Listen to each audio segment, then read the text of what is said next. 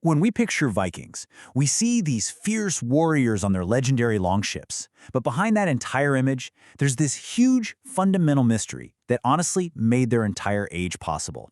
How in the world did they survive for weeks or even months on the open ocean with no way to cook and absolutely nowhere to store fresh food? So let's really put ourselves there. You're on a wooden drocker, totally at the mercy of the elements. How do you feed an entire crew when lighting a fire is impossible and fresh food is just a distant memory? This isn't just a question about their diet, it's about the incredible logistics that literally fueled the entire Viking age. Okay, so to really get what Vikings ate at sea, we first have to wrap our heads around their single biggest problem. No kitchen, no stove, and absolutely under no circumstances an open flame.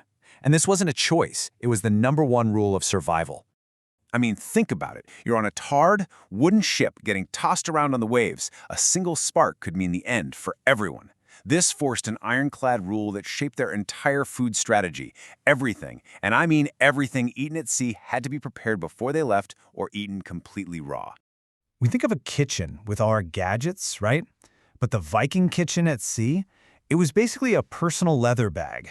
Yep, each warrior carried their own rations, kind of like the earliest MREs. Any big cooking with a cauldron and all that only happened when they actually hit land.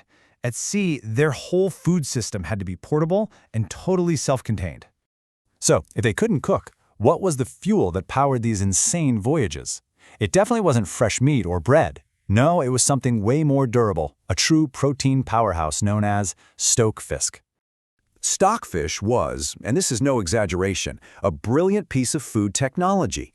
Up in Norway, fishermen would hang cod on these huge racks, and the cold, dry Arctic wind would just suck all the moisture out. No salt needed at all. The fish would become as hard as a piece of wood, but here's the key. It was now perfectly preserved for years without losing its nutrients. It was, for all intents and purposes, the protein bar of 1,000 years ago. So how do you eat something that's literally rock hard? Well, with brute force. Vikings would take the stockfish and just hammer it, often with the side of a shield or a small mallet, to break down the fibers and make it chewable. Then they'd usually add a little butter for some much-needed fat and calories. Simple, effective, high-energy fuel. But here's the thing. Stockfish was so much more than just lunch. It was currency. Because it was so valuable and it lasted so long, it became what you could call their commercial gold. It funded their explorations, their settlements. This one food product was both their survival guarantee at sea and a cornerstone of their entire economy. But, survival wasn't just about protein. It was also about hydration and preservation. With no refrigerators, how did they stop other foods from spoiling? And, maybe most importantly, make sure they had something safe to drink?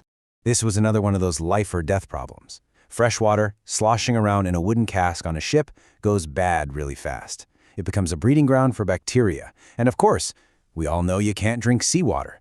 This is where the Vikings' surprisingly advanced, kind of accidental understanding of chemistry comes into play. The Vikings used natural processes to their advantage in some really clever ways. They would preserve meats in something called syre, which is the acidic whey left over from making cheese, and it acted as a natural antimicrobial shield. For drinks, they drank low-alcohol beer.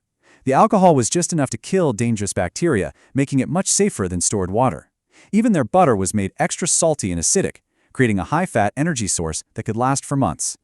Okay, so they've solved protein, preservation, and hydration. You'd think they were all set, but there was one more silent killer lurking on every long sea voyage, a ghost that haunted sailors for centuries to come. Scurvy. For hundreds of years, historians were stumped. How did the Vikings, on their incredibly long journeys to Iceland, Greenland, and even America, avoid this horrible disease? A lack of vitamin C causes a catastrophic breakdown of the body. The popular image of Vikings as just these pure carnivores, it just didn't add up. So how did they solve a medical mystery that would baffle other navies for another 700 years? Well, the answer is that they weren't just carnivores, not even close. They were expert foragers. They knew exactly which plants to look for. They would stock their ships with things like wild onions and a plant that's literally called scurvy grass, and every single time they made landfall, they'd be gathering berries, a critical fresh source of vitamin C. And this is where their famous mead comes in. And it's brilliant. It wasn't just for toasting victories. By fermenting berries and honey, they created a drink that actually preserved the fruit's precious vitamin C. The drink we always associate with a big party was, in reality, a form of liquid, seafaring medicine.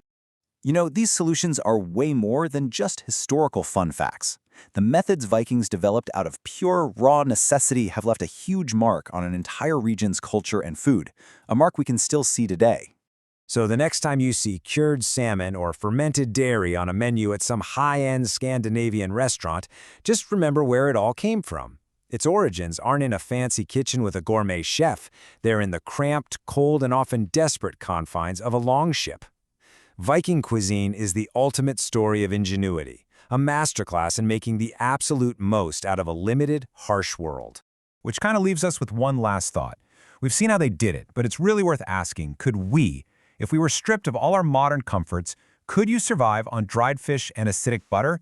It's a question that really puts into perspective the incredible, mind-boggling resilience of these northern seafarers. Thanks for tuning in.